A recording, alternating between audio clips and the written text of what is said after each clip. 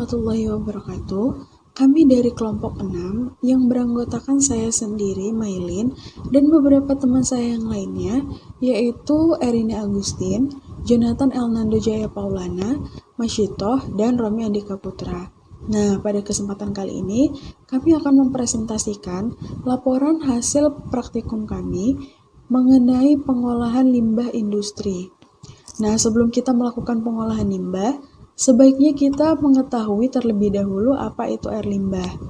Nah, air limbah ini sendiri adalah air sisa produksi dari suatu proses kimia di suatu industri, di mana kontaminan yang ada di dalam air limbah tersebut biasanya sangat berbahaya bagi lingkungan.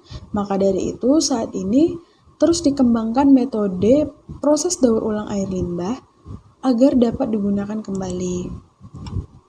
Selanjutnya adalah pengolahan air limbah. Nah, teknik pengolahan air limbah yang telah dikembangkan secara umum dapat dibagi menjadi 3 metode, yaitu pengolahan secara fisika, pengolahan secara kimia, dan pengolahan secara biologi. Baiklah, yang pertama adalah pengolahan limbah secara fisika. Beberapa metode pengolahan secara fisika diantaranya yang pertama adalah penyaringan atau screening. Nah, proses ini bertujuan untuk menyaring atau menghilangkan sampah atau benda padat yang besar agar proses berikutnya dapat lebih mudah untuk menanganinya. Selanjutnya adalah proses flotasi, yaitu proses pemisahan cairan dengan padatan atau cairan dengan cairan yang dalam hal ini partikel yang dipisahkan mempunyai berat jenis yang lebih kecil daripada cairan. Yang ketiga adalah proses filtrasi. Nah, proses ini bertujuan untuk memisahkan padatan tersuspensi dari dalam air yang diolah. Yang keempat adalah proses adsorpsi, yaitu proses penumpukan materi pada interface yang bertujuan untuk menghilangkan materi dari cairan.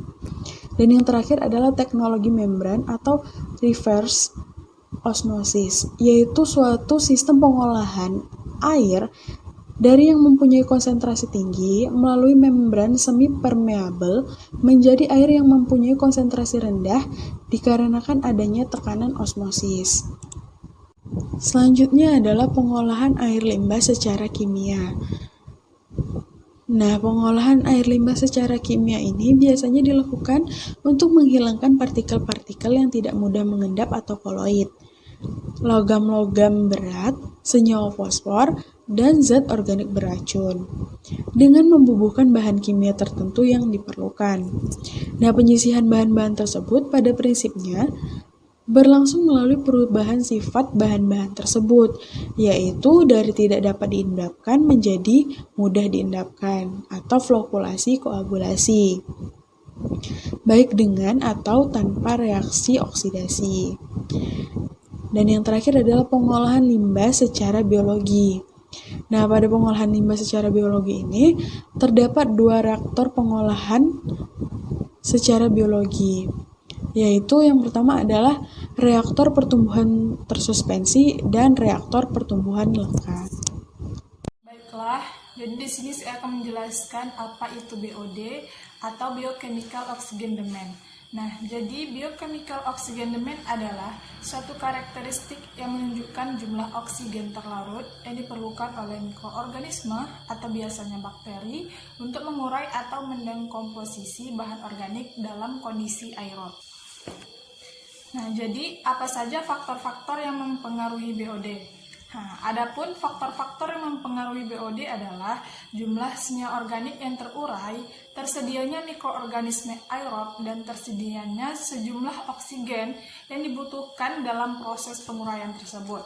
Nah, nilai BOD perairan dipengaruhi oleh suhu, densitas plankton, keberadaan mikroba dan jenis, serta kandungan bahan organiknya. Nah, pada perairan alami, yang berperan sebagai sumber bahan organik adalah pembusukan tanaman. Selanjutnya adalah DO atau disolvate oksigen. Nah, jadi oksigen terlarut atau disolvate oksigen merupakan salah satu parameter penting dalam menganalisis kualitas air. Nilai DO yang biasanya diukur dalam bentuk konsentrasi ini menunjukkan jumlah oksigen atau O2 yang tersedia dalam suatu badan air. Nah, jadi semakin besar nilai DO pada air, maka mengidentifikasi air tersebut memiliki kualitas yang bagus. Selanjutnya, apa itu COD? COD atau Chemical Oxygen Demand adalah kebutuhan oksigen dalam proses oksidasi secara kimia dapat dioksidasi secara kimia menggunakan dikromat dalam larutan asam. Nah, angka COD merupakan ukuran bagi pencemaran air oleh zat-zat organisme yang secara ilmiah dapat dioksidasikan melalui proses mikrobiologis dan mengakibatkan berkurangnya oksigen terlarut dalam air. Nah, jadi nilai COD biasanya akan selalu lebih besar daripada BOD. Pengukuran COD membutuhkan waktu yang jauh lebih cepat, yakni dapat dilakukan selama 3 jam. Sedangkan pengukuran BOD paling tidak memerlukan waktu 5 hari, dan gangguan dari zat yang bersifat racun terhadap mikroorganisme pada tes BOD tidak menjadi soal pada tes COD. Kemudian TSS atau Total Suspended Solid, atau disebut juga dengan padatan tersuspensi total. Nah, apa itu TSS? Jadi TSS adalah residu padatan total yang tertahan oleh saringan dengan ukuran partikel maksimal 2 mikrometer atau lebih besar dari ukuran partikel koloid. TSS menyebabkan kekeruhan pada air akibat padatan tidak terlarut dan tidak dapat langsung mengendap. TSS terdiri dari partikel-partikel yang berukuran maupun beratnya lebih kecil dari sedimen, misalnya tanah liat, bahan-bahan organik tertentu, sel-sel mikroorganisme, dan sebagainya. Selanjutnya adalah Mixed Liquor Suspended Solid atau MLSS dan Mixed Liquor Volatile Suspended Solid atau MLFSS. Nah, jadi apa itu MLSS? Adalah jumlah total dari padatan tersuspensi yang berupa material organik dan mineral, termasuk di dalamnya adalah mikroorganisme. Jadi, MLSS ini ditentukan dengan cara menyaring lumpur campuran dengan kertas saring. Kemudian, filter dikeringkan pada temperatur 150 derajat Celcius dan berat padatan dalam contoh ditimbang. Dalam metode percobaan, adapun alat-alat yang diperlukan adalah oven, neraca lihat analitik, gelas kimia, penjepit stainless steel, champerty, aluminium, gelas ukur, desikator, burek, dan stand, labu didih, pipet volume dan karya hisap, labu refleks dengan kondenser, mata pemanas, beaker gelas, labu ukur, botol winkler, pipet tetes, inkubator tangki sensi, filter resin abrasion, pompa vakum, gelas ukur, dan rak tabung. Sedangkan untuk bahan yang diperlukan adalah kertas saring Whiteman, Aquades, sampel air, larutan FSO4 7H2O, larutan K2CrO7, indikator fenentrolin, larutan H2SO4 pekat, larutan Hg2SO4, larutan jenuh Ag2SO4 dalam H2SO4, larutan iodin, kemudian ada juga larutan tiosulfat, larutan MgCl2, larutan MnCl2, larutan NaOH, larutan ferric chloride, larutan kalsium chloride, larutan wafer fosfat HCl5n, NaOH, H2SO4, serta kertas saring. Berikut adalah penjelasan dari saya, kemudian selanjutnya akan dijelaskan oleh teman saya. Selanjutnya itu prosedur percobaan. Ada 6 percobaan yang akan kami jelaskan. Yang pertama itu adalah pengujian Total Suspended Solid atau TSS. Yang kedua, pengujian Chemical Oxygen Demand atau COD. Yang ketiga, pengujian oksigen terlarut atau DO. Yang keempat, penentuan Biological Oxygen Demand atau BOD. Yang kelima, penentuan Mixed Liquor Suspended Solid atau MLSS. Yang keenam, penentuan Mixed Liquor Volatile Suspended Solid atau MLVSS. Prosedur pengujian Total Suspended Solid atau TSS, langkah yang pertama kita lakukan adalah kertas saring di oven pada suhu kurang lebih 105 derajat Celcius selama 1 jam. Yang kedua, diamkan di dalam desikator selama 15 menit. Yang ketiga, kertas saring ditimbang dan dicatat berat kertas saringnya. Yang keempat, sampel air dituang sebanyak 50 ml ke dalam Erlenmeyer menggunakan corong yang telah dilapisi dengan kertas saring. Yang kelima, kertas saring tadi didiamkan di dalam desikator selama 15 menit. Yang keenam, kertas saring dimasukkan ke dalam oven dengan suhu 103-105 derajat Celcius selama 1 jam. Dan yang ketujuh, timbang berat akhir dari kertas saring. Nah, selanjutnya yang kedua itu adalah prosedur pengujian Chemical Oxygen Demand atau COD. Langkah pertama, pastikan seluruh peralatan gelas bersih dari bahan-bahan organik. Yang kedua, lakukan kalibrasi larutan N/8 ferrous sulfat. Yang ketiga, tambahkan 5 ml sampel air yang akan diuji ke dalam labu pemanas atau labu reflux. Yang keempat, tambahkan merkuri sulfat sebanyak 2 gram, kemudian goyangkan labu dengan benar. Yang kelima, dinginkan labu reflux dengan air mengalir. Yang keenam, tambahkan 5 ml larutan N/8 potasium dikromat, 10 ml H2SO4 pekat, dan 1 ml larutan perak sulfat. Aduk kemudian dibubuhkan batu didih. Yang ketujuh, pasang kondenser pada labu reflux dan lakukan reflux selama 2 jam. Kemudian itu dinginkan labu reflux dengan menambahkan 45 ml aquades ke dalam labu, kemudian biarkan dingin hingga mencapai suhu kamar. Yang ke-9 itu tambahkan 1 tetes larutan indikator. Dan yang ke-10, titrasi di kromat yang tersisa dengan larutan N/8 ferrous sulfat dengan menggunakan buret. Selanjutnya itu adalah prosedur pengujian oksigen terlarut atau DO. Ada 2 prosedur kerja, yang pertama itu prosedur kerja Winkler metode, dan yang kedua prosedur kerja Iodine different metode. Untuk yang prosedur kerja Winkler metode, yang pertama itu ditambahkan ke dalamnya 1 ml MnSO4 dan 1 ml reagen Winkler, lalu dikocok dan ditunggu hingga terbentuk endapan. Yang kedua ditambahkan 2 ml H2SO4 pekat, dikocok hingga endapan itu terlarut. Yang ketiga, diambil 50 ml sampel tersebut, kemudian dititrasi dengan larutan natrium tiosulfat 0,025 N sampai berwarna kuning muda pucat. Yang keempat, ditambahkan indikator amilum yang berwarna biru. Yang kelima, dititrasi kembali dengan larutan natrium tiosulfat dari biru sampai menjadi bening. Dan yang terakhir, dicatat berapa mili natrium tiosulfat yang dipakai. Selanjutnya itu prosedur kerja Iodine different metode. Langkah pertama itu, sediakan 2 botol bertutup gelas atau botol penentuan oksigen yang berkapasitas 110-130 ml. Tandai masing-masingnya sebagai botol H dan botol P. Lalu isi kedua botol tersebut hingga tumpah dengan sampel yang telah dipilih tadi. Yang kedua, ke dalam sampel di kedua botol tersebut tambahkan masing-masing 1 ml larutan iodin. Lalu segera tutup dan kocoklah dengan hati-hati tanpa menyebabkan masuknya udara. Yang ketiga, ke dalam sampel di botol H tambahkan 1 ml larutan MnCl2 dan kemudian 1 ml larutan NaOH Ki lewat dasar botol. Yang ketiga, ke dalam sampel di botol H tambahkan 1 ml larutan MnCl2 dan kemudian 1 ml larutan NaOH Ki di dalam dasar botol. Yang keempat, untuk di botol P, pipetkan 1 ml larutan MgCl2 dan 1 ml larutan NaOH Ki lewat dasar botol.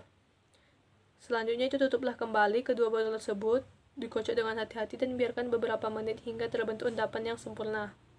Yang keenam, buang sebagian besar supernatan di kedua botol tersebut tanpa mengganggu endapan di bawahnya. Dan yang ketujuh, larutkan kembali endapan di kedua botol tersebut masing-masing dengan 30 ml larutan 25% HCl dan titrasi iodin yang terbentuk dengan larutan tiosulfat yang telah distandarisasi dengan KiO2 terlebih dahulu.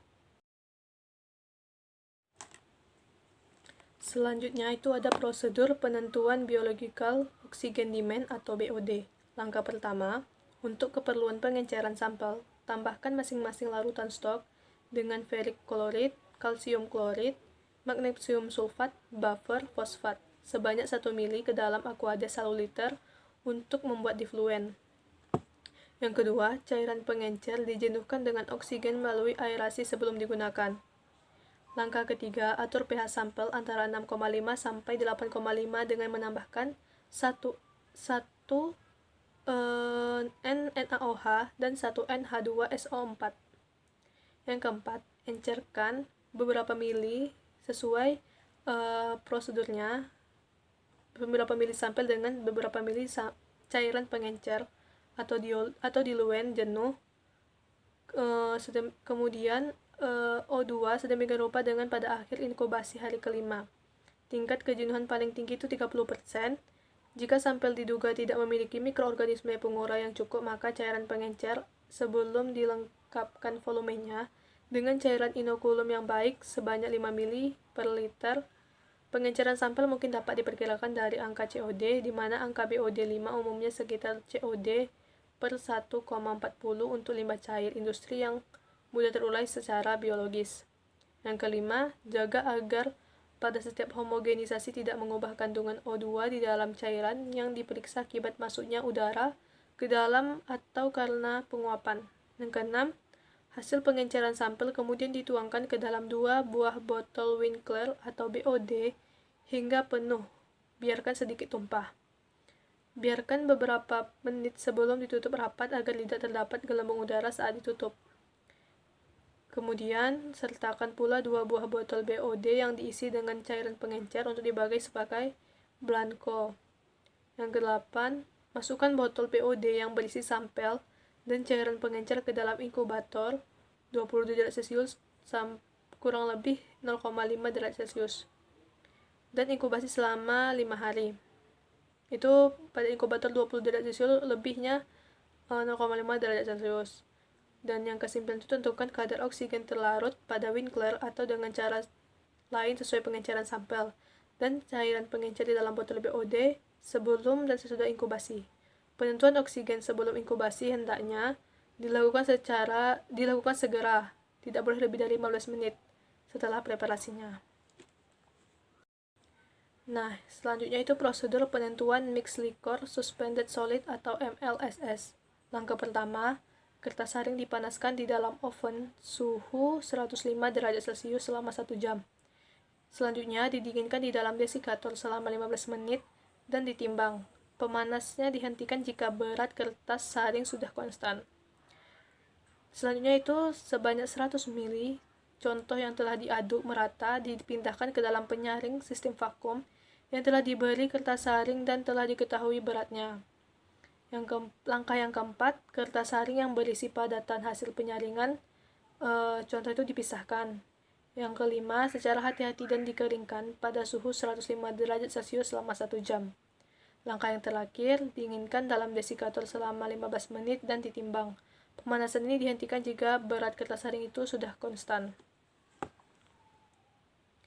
Nah, prosedur yang terakhir yaitu adalah penentuan mixed liquor volatile suspended solid atau MLVSS. Langkah yang pertama itu, kertas saring ditimbang menggunakan neraca analitik. Yang kedua, kertas saring di oven pada suhu 105 derajat Celcius selama 1 jam. Langkah yang ketiga, kertas saring dikeluarkan dari oven dan dimasukkan ke dalam desikator selama kurang lebih 15 menit. Langkah yang keempat, kertas saring ditimbang dan dicatat beratnya. Langkah yang kelima, sampel dituangkan sebanyak 100 ml menggunakan corong Wagner dan pompa vakum. Langkah yang keenam, kertas saring yang telah dituangkan dalam sampel tadi dimasukkan ke dalam cawan pengabuan dan di oven pada suhu 103 sampai 105 derajat Celcius selama 1 jam.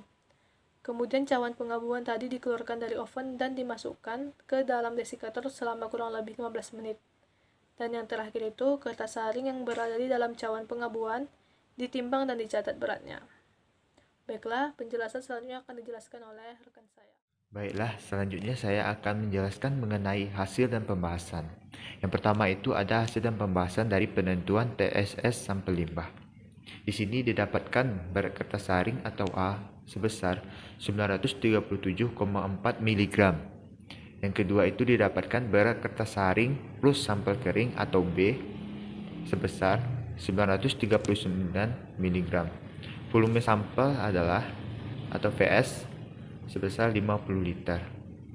TSS menggunakan rumus B kurang A per volume sampel dikali 1000. Didapatkan hasil dari TSS adalah sebesar 32 mg per mililiter. Selanjutnya yaitu ada hasil dan pembahasan dari penentuan TSS sampel active sludge.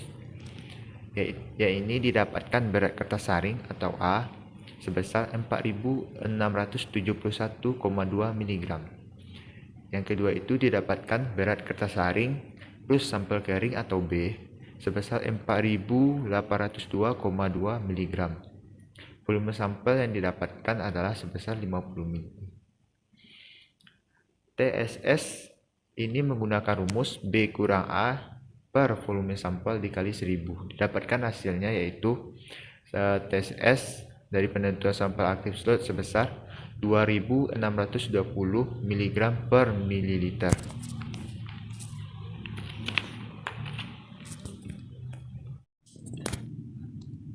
Pembahasan mengenai penentuan TSS adalah TSS atau Total Suspended Solid merupakan jumlah padatan yang tertahan pada penyaring dengan ukuran pori tidak lebih besar dari 2 mikrometer. TSS ini menyebabkan air menjadi keruh. Alat sun filter berteknologi reverse osmosis yang digunakan dapat menurunkan kadar TSS pada air sumur sebagai bahan baku hingga menjadi produk air Aquades sebagai air sampel. Analisa TSS menggunakan metode gravimetri. Prinsip dari metode gravimetrik adalah penimbangan, penguapan, dan proses isolasi. Langkah pertama analisa adalah menguapkan air Aquades yang sebelumnya diletakkan pada cawan, kemudian diuapkan di dalam oven dengan suhu sampai 120 derajat Celcius selama setengah jam. Penguapan bertujuan untuk menghilangkan kadar air pada kertas saring maupun padatan sehingga akan mendapatkan berat endapan tersuspensi yang akurat. Kemudian cawan dimasukkan dalam desikator untuk proses pendinginan sebelum ditimbang agar mendapat berat cawan akurat dan konstan selama 15 menit. Adapun hasil analisa yang didapat dari perhitungan penentuan TSS sampel limbah ialah 32 mg per mililiter, sedangkan pada penentuan TSS limbah aktif slots ialah sebesar 2620 mg per mililiter. Selanjutnya yaitu ada hasil dan pembahasan dari penentuan MLSS limbah. Di sini didapatkan berat kertas saring atau A sebesar 1527 gram. Kemudian berat kertas saring plus sampel kering atau B sebesar 1576 gram. Volume sampel yaitu 0,01 liter.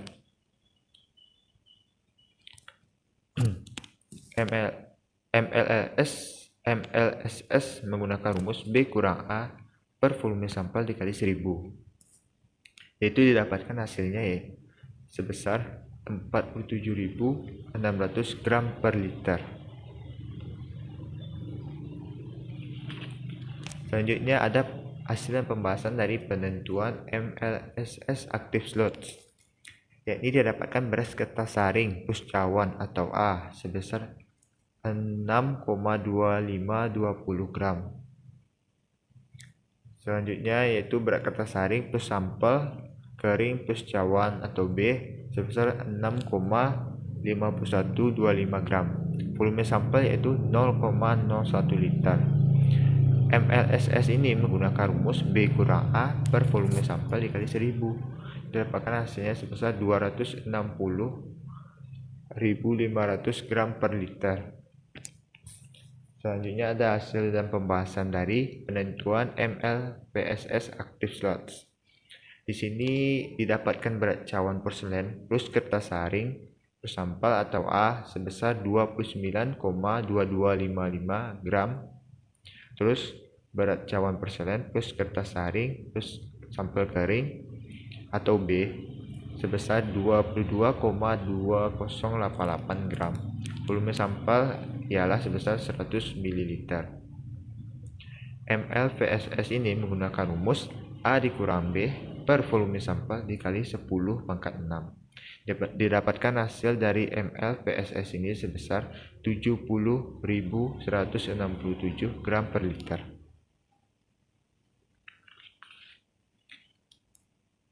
Selanjutnya pembahasan penentuan Mixed Liquor Solid Suspended atau MLSS dan Mixed Liquor Volatile Solid Suspended atau MLVSS.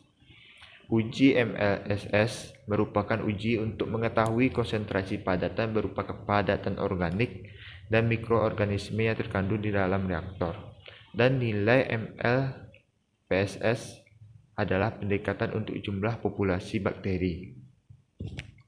Analisa MLSS bertujuan mengetahui kuantitas padatan suspensi yang terkandung pada larutan dalam tangki aerasi. Dengan kata lain, analisis MLSS digunakan sebagai indikator yang menunjukkan kuantitas mikroorganisme pada sistem lumpur aktif. Proses perombakan bahan organik dalam limbah yang dilakukan oleh mikroorganisme secara biologi sangat bergantung pada nilai MLSS. Semakin tinggi nilai MLSS, maka makin banyak nilai mikroorganisme yang ada dalam lumpur aktif, sehingga dalam suatu pengolahan air limbah, terutama yang bersifat kontinus, nilai MLSS diharapkan semakin bertambah. Kondisi ini bisa tercapai jika suplai udara melalui proses aerasi dan kebutuhan nutrisi telah terpenuhi dengan baik untuk pertumbuhan dan perkembangbiakan mikroorganisme. Lumpur aktif karena didukung dengan adanya cadangan makanan dan adanya proses aerasi sehingga memiliki kemampuan mengoksidasi bahan organik. Hal ini sesuai pendapat dari Suparno dalam Sudiyati halaman et al. 2007 yang menyatakan bahwa mikroorganisme membutuhkan waktu yang cukup untuk berkembang biak. Dan apabila komponen yang dibutuhkan tersedia, maka mikroorganisme akan berkembang dengan pesat. Sedangkan analisa MLVSS lebih kepada mikroorganisme yang teruapkan, di mana endapan pada sampel hasil MLSS dipanaskan sampai 550 derajat Celcius ke dalam furnace. Sebagian besar pada volatil dalam sampel akan terdiri dari mikroorganisme dan bahan organik.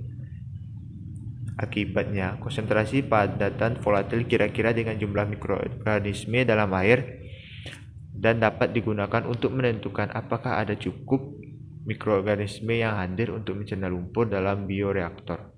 Dari perhitungan MLSS dan MLVSS didapat hasil MLSS sebesar 7.600 gram per liter dan hasil penentuan TSS active sludge sebesar 260.500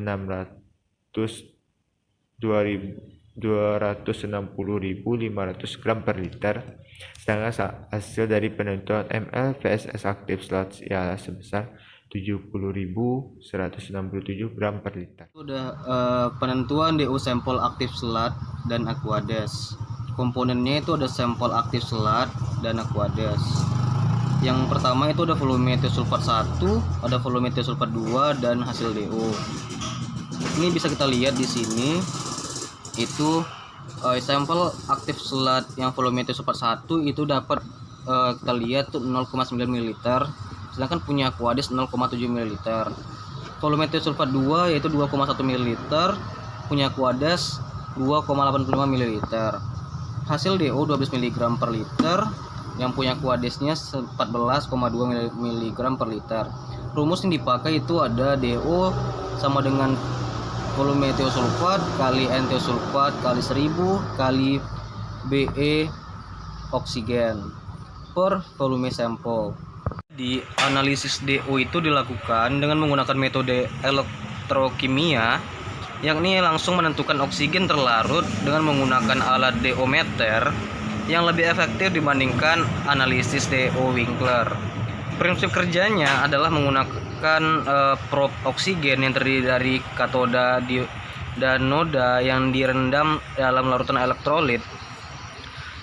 Kami kutip penurunan parameter DO tersebut karena lumpur aktif merupakan biomasa mikroorganisme aerobik, sehingga mungkin tinggi jumlah lumpur aktif maka semakin tinggi pula konsumsi DO untuk proses metabolisme mikroorganisme. Hal ini sesuai dengan Karim 2007, di mana semakin tinggi aktivitas maka oksigen yang dikonsumsi semakin meningkat. Jadi proses degradasi oleh mikroorganisme aerobik akan berlangsung optimal jika DO dan nutrisi tersebut dengan konsentrasi yang sesuai. Menurut Arsawan et al. 2007, meningkatnya jumlah mikroorganisme dapat menyebabkan kekurangannya nilai oksigen terlarut dissolved oksigen DO karena sebagian besar oksigen dipakai untuk respirasi mikroorganisme tersebut. Dan perhitungan yang kami dapat dari hasil DO aktif selat ialah 12 mg per liter, sedangkan penentuan DO aqueous ialah 14,2 mg per liter. Sini ada penentuan COD sampel limbah. Yang pertama itu adalah volume titrasi belangko. Itu ada 12, ml. Volume titrasi sampel ada 11,7 ml. Volume sampel 20 ml dan NFAS-nya 0,0459 Newton. Jadi didapatlah COD-nya 11,016 mg per liter. Rumus COD itu dipakai sama dengan A kurang B kali NFAS kali 8000 per volume sampel. Nah, di sini juga ada, bisa kita lihat penentuan sampel aktif selat. Nah, kita bisa lihat nih volume titrasi belangkonya 12,7 ml, volume titrasi sampel 12,1 ml, volume sampel 20 ml, NFAS 0,0459 Newton. Jadi didapatlah COD-nya 11,016 mg per liter. Rumusnya digunakan sama kayak seperti yang tadi, itu menentukan COD sampel limbah seperti itu. Nah, COD merupakan jumlah oksigen yang dibutuhkan untuk mengoksidasi atau menggradasi bahan-bahan organik yang ada di dalam air secara kimiawi.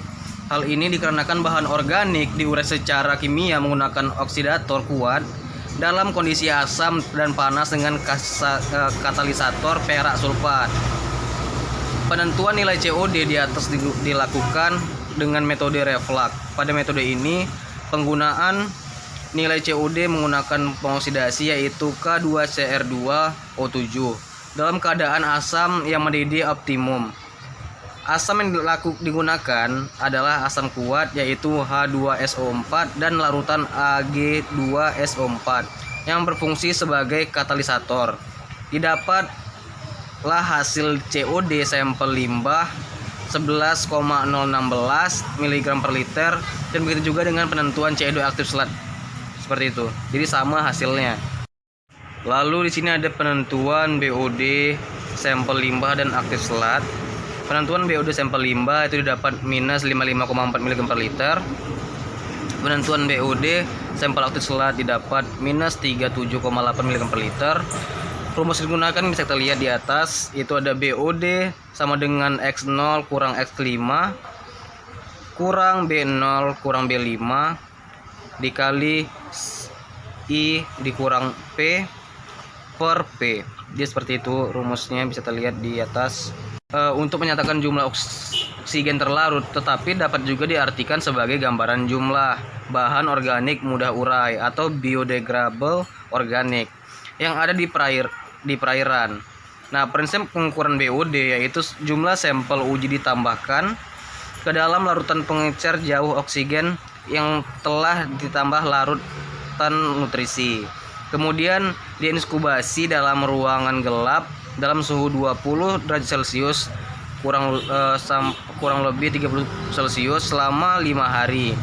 Nilai BOD dihitung berdasarkan selisih konsentrasi oksigen terlarut dari 0 hari sampai 5 hari. Bahan kontrol standar dalam uji BOD ini digunakan larutan glukosa asam glutamat. Untuk mengetahui nilai BOD dari sampel uji, maka terlebih dahulu dihitung nilai DO yang dihasilkan dari masing-masing sampel tersebut. Dari hasil penentuan sampel limbah BOD didapatlah minus 55,4 mg per liter dan aktif selat 38,7 mg per liter. Itu. Nah, jadi kesimpulannya berdasarkan hasil dan praktik pengolahan limbah dapat disimpulkan bahwa dalam penentuan TSS didapat TSS sampel limbah sebesar 32 mg per liter dan TSS aktif selat sebesar 2,620 mg per liter.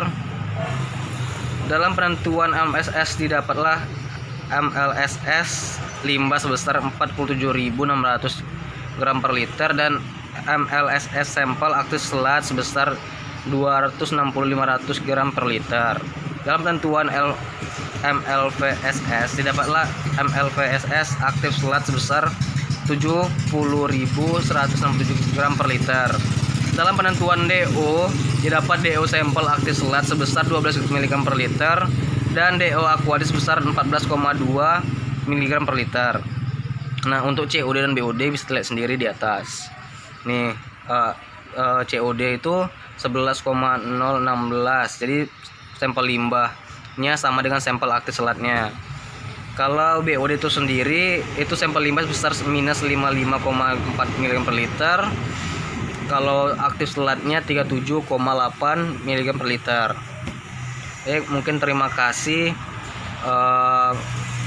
atas penjelasan kami. Mungkin ada beberapa kekurangan dari kami mohon maaf. Jadi thanks for watching.